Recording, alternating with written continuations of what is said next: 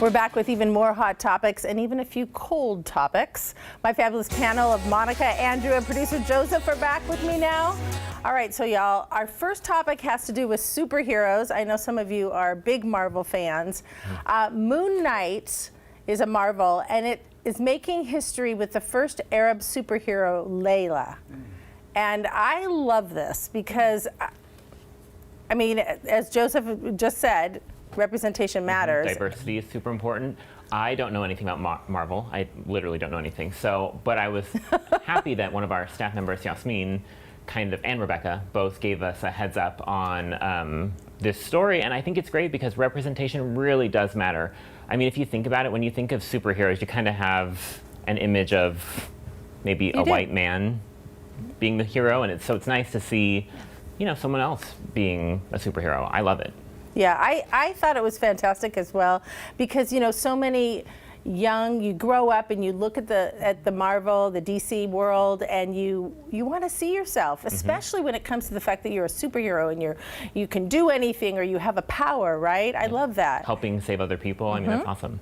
And Monica, I know you're a big Marvel fan in your family? Big Marvel, DC. I mean, if it doesn't have man in the title, we don't watch it at my house. You know, we need to Iron change Man, that, right? Ant-Man, I'm crossing over here, Batman. But I agree, to see yourself represented is amazing, especially if you're underrepresented.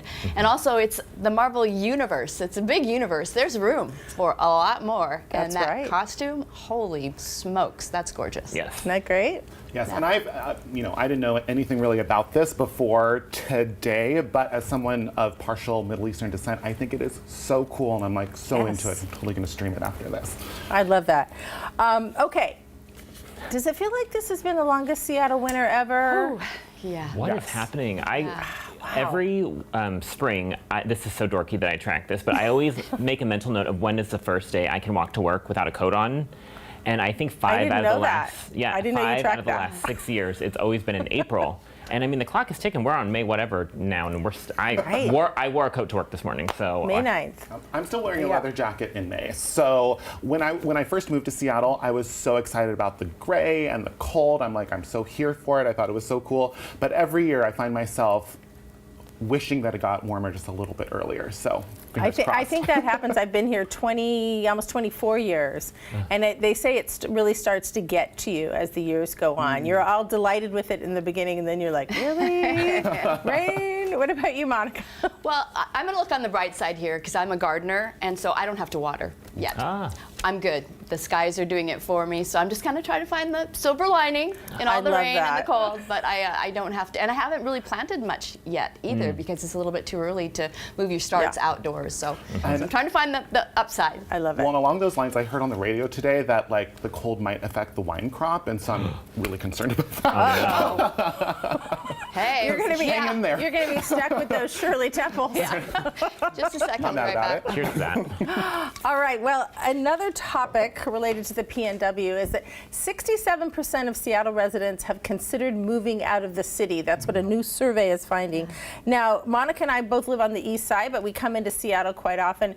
Joseph and Andrew, you both live in Seattle, so 67% considering moving out. What do you think about that? Well, I'm not one of those 67%. Good to hear.